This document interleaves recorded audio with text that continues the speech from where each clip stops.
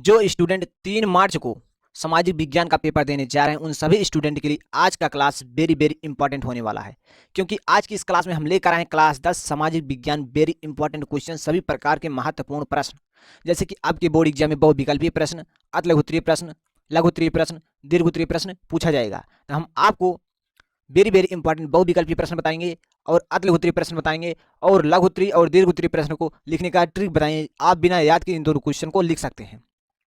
यदि आपका भी सपना है सामाजिक विज्ञान में 100 में से 95 प्लस मार्क्स लेकर आना, तो आप बहुत आसानी से ला सकते हैं। सिर्फ आप कुछ घंटे पढ़ करके अपने बोर्ड एग्जाम में से सामाजिक विज्ञान में से और 100 में से 95 मार्क्स ला सकते हैं। हम वही क्वेश्चन बताएंगे जो बोर्ड परीक्षा में 100% आएगा ही आएगा। वेरी वेरी इंपॉर्टेंट क्वेश्चन हम आपको बताने वाले हैं। क्लास बहुत इंपॉर्टेंट होने वाला है, तो इस वीडियो को लास्ट तक देखिएगा। इस वीडियो के लास्ट में एक ऐसा ट्रिक बताएंगे जिससे कि आपका बोर्ड एग्जाम में 100 में से 95 प्लस मार्क्स आ जाएगा। यदि आप चैनल पे नए हैं तो चैनल को सब्सक्राइब करके नोटिफिकेशन पर ऑल सेलेक्ट कर लीजिए, जिससे कि हर नए वीडियो का नोटिफिकेशन आपको बिल्कुल समय समय पर मिलता रहे। तो चलिए हम बिना टाइम वेस्ट किए इस क्लास को शुरू करते हैं। देखिए हमारा पहला क्वेश्चन क्या है। प्रथम विश्व युद्ध प्रारंभ हुआ था, वेरी इंपॉर्टेंट क्वेश्चन है, इसे आपको अच्छे से अपने दिमाग में बैठा लेना है। प्रथम विश्व युद्ध प्रारंभ हुआ था, आपको पहला दिया गया वर्ष 1910, दूसरा आपको दिया गया 1911, तीसरा आपको दिया है वर्ष 1914। वर्ष 1914 राइट है, ठीक। चलिए हम आगे बढ़ते हैं। क्वेश्चन नंबर 2 देखिए, महात्मा गांधी दक्षिण अफ्रीका से भारत कब लौटे थे। महात्मा गांधी दक्षिण अफ्रीका से भारत कब लौटे थे। पहला आपको दिया 1915। महात्मा गांधी दक्षिण अफ्रीका से भारत कब लौटे थे, 1915 ईस्वी में लौटे थे, ठीक। चलिए हम आगे बढ़ते हैं। तीसरा क्वेश्चन देखिए, भारत वापस आने पर गांधी जी ने पहला सत्याग्रह कहां किया था। भारत वापस आने पर गांधी जी ने पहला सत्याग्रह कहां किया था। चंपारण में किया था। कहां किया था, चंपारण में किया था, ठीक। यही आपका इसमें पहला ऑप्शन राइट हो जाएगा। तो चलिए हम आगे बढ़ते हैं, इससे आपको अच्छे से दिमाग में बैठा लेना है, ठीक। देखिए क्वेश्चन नंबर 4 देखिए, कांग्रेस द्वारा असहयोग आंदोलन कब अपनाया गया था। कांग्रेस द्वारा असहयोग आंदोलन कब अपनाया गया था। पहला आपको दिया गया सूरत में दिसंबर 1920 में, ठीक। और दूसरा आपको दिया गया है नागपुर में दिसंबर 1920 में। तो यहां आपका हो जाएगा सेकंड ऑप्शन राइट, नागपुर में दिसंबर 1920 में। चलिए आगे बढ़ते हैं। क्वेश्चन नंबर 5 देखिए, दिसंबर 1920 में कांग्रेस का अधिवेशन कहां हुआ था। जैसे कि मैंने अभी आपको पहले क्वेश्चन में बताया, दिल्ली में नहीं बताया, बंबई में नहीं बताया, कोलकाता में नहीं बताया, हम आपको बताया नागपुर में। आप यहां देख सकते हैं, नागपुर में दिसंबर 1920 में हुआ था, ठीक। वही क्वेश्चन यहाँ इस प्रकार से पूछा गया है, जिसमें आपका डी ऑप्शन राइट हो जाएगा। तो चलिए आगे बढ़ते हैं। क्वेश्चन नंबर 6 देखिए, असहयोग आंदोलन का नेतृत्व किसने किया।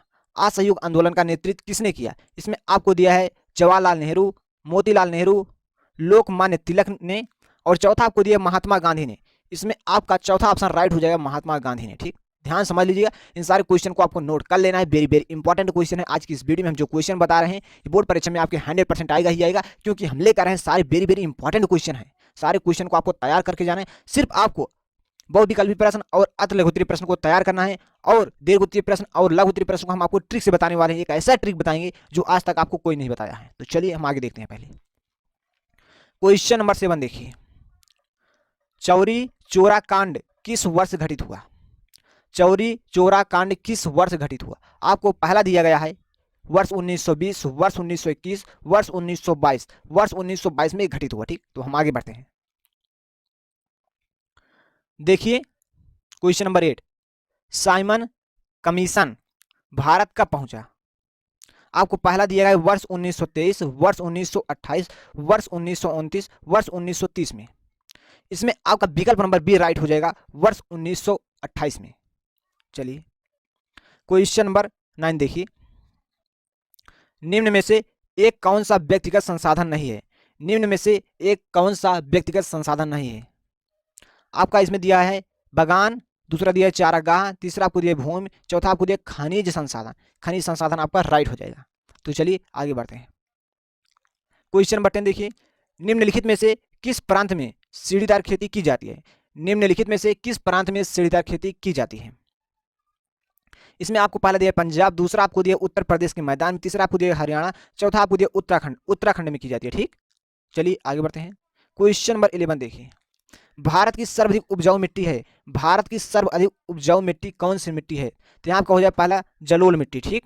आपका ये ऑप्शन राइट है, ठीक, पहला ऑप्शन। तो हम आगे बढ़ते हैं। देखिए क्वेश्चन नंबर 12,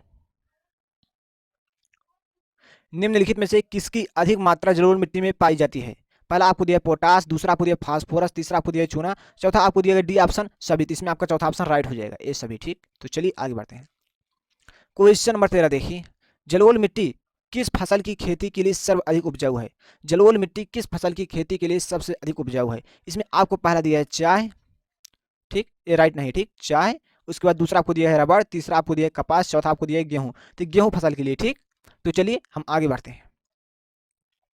देखिए क्वेश्चन नंबर 14, जलोढ़ मिट्टी पाई जाती है, जलोढ़ मिट्टी पाई जाती है कहाँ पाई जाती है? आपको पहला ऑप्शन दिया है पर्वतीय क्षेत्रों में, दूसरा आपको दिया है मैदानी क्षेत्रों में। तो इसमें आपका सेकंड ऑप्शन राइट हो जाएगा, मैदानी क्षेत्रों में। ये सारे question very very important question है, इन सारे क्वेश्चन को आपको बोर्ड एग्जाम में तैयार करके ही जाना होगा। आगे बढ़ते हैं। देखिए क्वेश्चन नंबर 15, इनमें से किस राज्य में काली मिट्टी पाई जाती है? इनमें से किस राज्य में काली मिट्टी पाई जाती है? वेरी इंपॉर्टेंट क्वेश्चन ये भी है।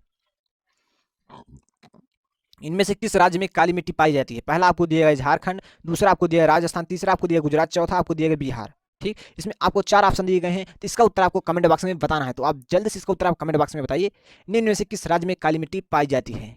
तो गुजरात में पाई जाती है, इसका उत्तर आपको कमेंट बॉक्स में भी मेंशन कर देना है, ठीक। चलिए हम आगे बढ़ते हैं।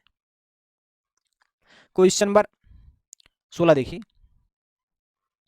कपास की खेती के लिए सबसे उचित भूमि कौन सी है? कपास की खेती के लिए सबसे उचित भूमि कौन सी है? वेरी इंपॉर्टेंट क्वेश्चन ये भी है। कपास की खेती के लिए सबसे उचित भूमि कौन सी है? इसमें आपको पहला दिया है काली मिट्टी, इस और उसके बाद दूसरा आपको दिया लाल मिट्टी, तीसरा आपको दिया जलोढ़ मिट्टी और आपको दिया है लैटेराइट मिट्टी, ठीक। तो इसमें आपका पहला ऑप्शन राइट है काली मिट्टी, ठीक। चलिए आगे बढ़ते हैं। क्वेश्चन नंबर 17 देखिए,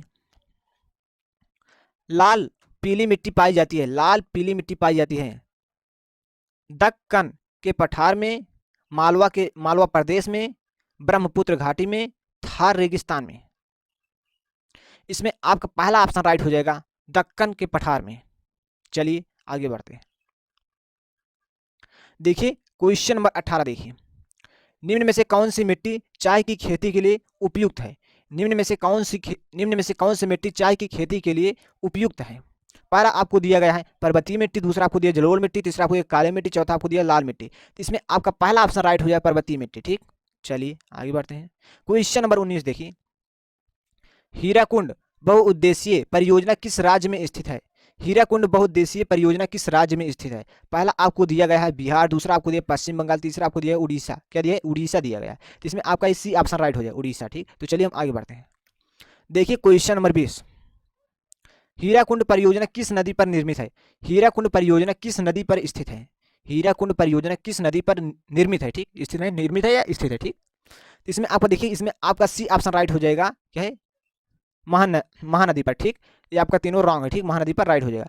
मैंने आपसे जैसे कि वादा कि इस वीडियो के लास्ट में एक ऐसा ट्रिक बताएंगे जिससे कि आपका बोर्ड एग्जाम में 100 में से 95 प्लस मार्क्स आ जाए। तो बहुत सारे स्टूडेंट इस बात का इंतजार कर रहे थे, फाइनली उसका समय आ गया। मैंने टोटल आपको 20 इंपॉर्टेंट बहुविकल्पी प्रश्न बताए। इस 20 बहुविकल्पी प्रश्न को आपको अच्छे से तैयार कर लेना है। अभी हम शाम को आ रहे हैं आपके लिए वेरी वेरी इंपॉर्टेंट बहुविकल्पी प्रश्न और अति लघु उत्तरीय प्रश्न लेकर के, ठीक। और यहाँ हम आपको ट्रिक में थोड़ा हिंट देना चाहते हैं, जैसे कि आपको लघु उत्तरीय प्रश्न लिखना है और दीर्घ उत्तरीय प्रश्न को लिखने के लिए तो आपको सबसे पहले लघु उत्तरीय और दीर्घ उत्तरीय प्रश्न का जो हेडिंग है काली पेन से लिखा गया, आपकी सीरीज में हो सकता है विद्या क्वेश्चन आपके पास बुक है जो उसमें हेडिंग लिखी, उस हेडिंग को आपको अच्छे से याद होना चाहिए।